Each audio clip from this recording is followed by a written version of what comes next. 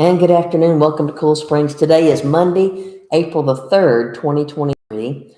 We normally do our midweek podcast on Wednesday, but this Wednesday happens to be Passover. We're in the middle of what Christians would call Holy Week, starting yesterday with Palm Sunday and culminating this coming Sunday with us celebrating the resurrection of the Lord at what most Christians would call Easter Sunday. A really more biblically correct name would be Resurrection Day.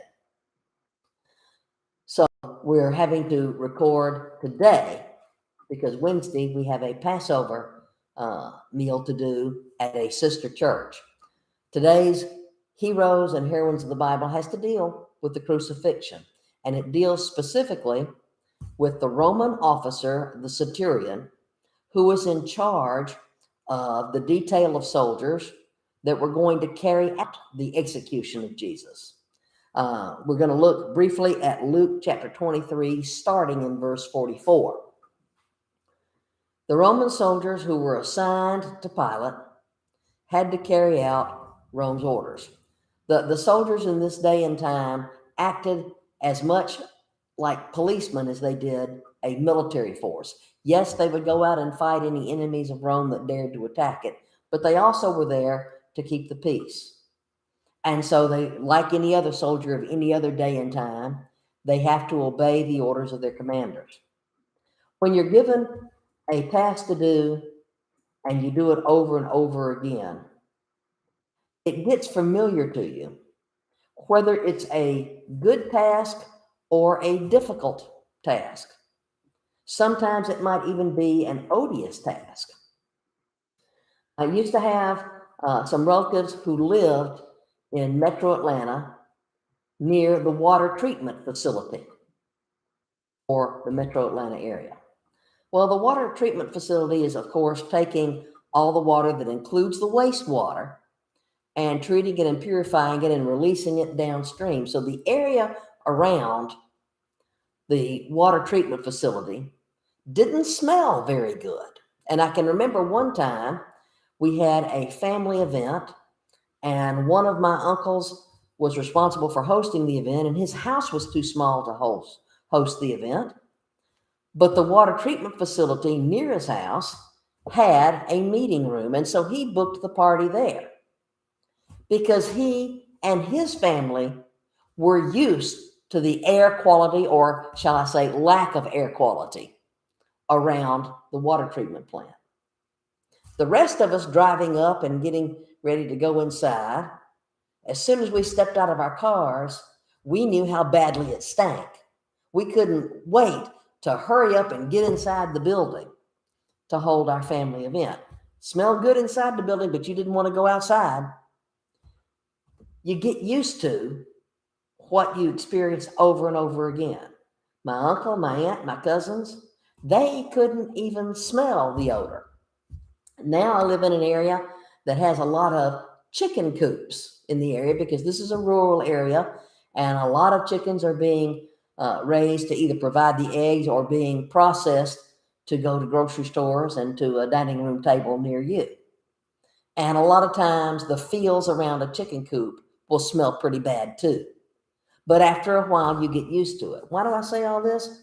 Because the Roman soldiers were used to carrying out Rome's orders.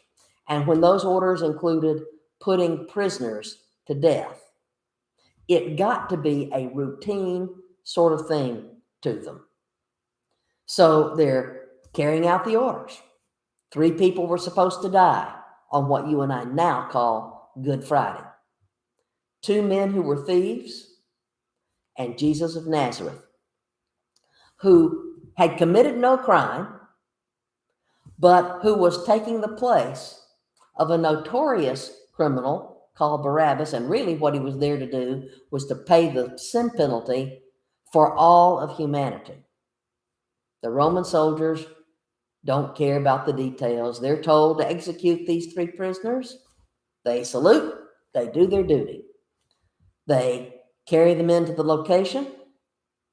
They have them lay down on the wooden crossbeam. Somebody has to take the spike and the mallet and drive the nails through the men's wrist and then haul them into position on the cross and then drive another spike through their feet that would be extremely painful. They would yell out in pain. But the Roman soldiers were used to this because that's what they were supposed to do. They did it. And they're allowed to take possession of whatever the condemned prisoner had as property. In Jesus's case, we know that he only had one good article of clothing, an outer garment that was woven in one piece. The soldiers didn't want to cut it up. There was a squad of 4 of them and the officer, the centurion, who's supervising them. So the soldiers are allowed to gamble for Jesus's one good article of clothing and for whatever possessions those 2 thieves had. And then they have to sit and wait as the men are dying. And there are friends and family members there who are watching a person die, and there's nothing they can do to stop it. If you've ever been in a situation where somebody that you knew and loved was clearly declining in health, or maybe was in a hospital type situation or a hospice situation where they had a disease and it was just going to be terminal, the people who are caring for that person are trying to make them as comfortable as possible. They can't do anything to stop the process of dying, but they will try to provide comfort for the person who is dying.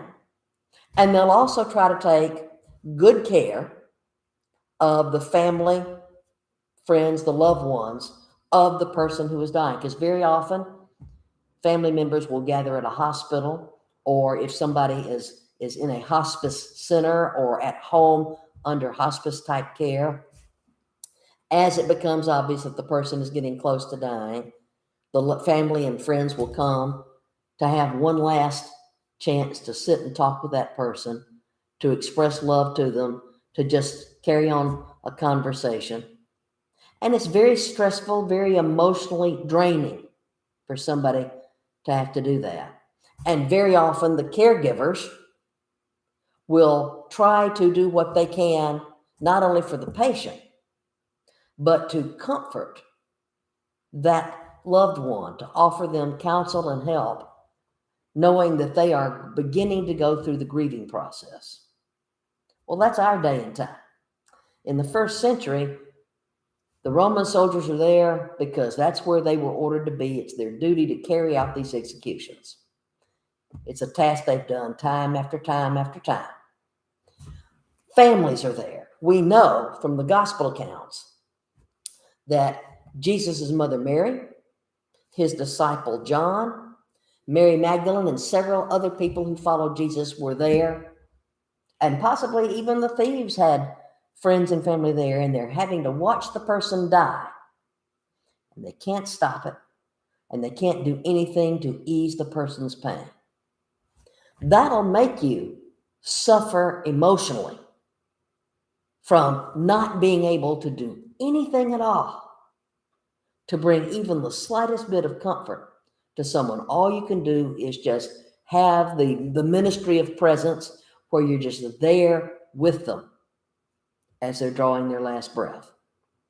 These Roman soldiers are used to seeing that kind of thing, and they're as adjusted to it as people who have to do a repetitive task get numbed to what's happening. But on this particular day, as Jesus is on the cross from 9 a.m. till his death at 3 p.m., some strange things are happening. The sky turns dark at noontime. Jesus is not cursing the Roman government or the people who are there to watch him die. He's showing love and compassion and mercy. Because he's dying with more grace than anybody else that they've ever seen, it's made an impression, at least on the centurion, who is the officer in charge of the troops. Because when Jesus draws his last breath and dies on the cross, the centurion, a Roman military officer, makes a public announcement Surely this man must be the Son of God. Saying something like that could have caused the enlisted men underneath him to question their leader, to go back and report him to higher headquarters. He was risking a lot by professing faith in Jesus. For all we know, all this Roman soldier ever knew about Jesus was what happened on the day of crucifixion, because his squad of soldiers was responsible for carrying out the execution. He may never have been to hear Jesus deliver any of his teachings at the temple, by the Sea of Galilee, any other place. He may have only known just enough about Jesus to know the events of that day. But he knew death, and he knew how people normally react when they're being executed as a criminal. And Jesus didn't act like that. And so he saw enough to be convinced that this man is the Son of God, and to make a public proclamation of that. When people give their hearts to God, particularly here in our Baptist denomination, this is a Baptist church, one of the things that you do is you go forward in front of the church, usually at the conclusion of a worship service, and you tell people that you've put your faith and trust in Christ, to publicly witness to that before you're allowed to be in the waters of baptism. This Roman officer is publicly proclaiming a faith in Jesus Christ as soon as he realizes who Jesus is. So he's a hero for us because we need to mimic his lifestyle, to watch what Jesus does, to listen to what Jesus says, to see Jesus in action, and to recognize him for who he is, God in the flesh. Luke chapter 23, starting in verse 44, gives us the scriptural account. It was now about the 6th hour, that would be noontime, because the Romans count the daytime hours starting at 6 a.m. That would be the 1st hour. Then by noon, it's the 6th hour. The 9th hour is 3 p.m. And then when it comes evening time at 6 p.m., then they go into watches. 3-hour watches as the 12 hours of night are broken down. So Luke is recording time, and he says it was about the 6th hour. That would be noon. And darkness fell over the whole land until the 9th hour.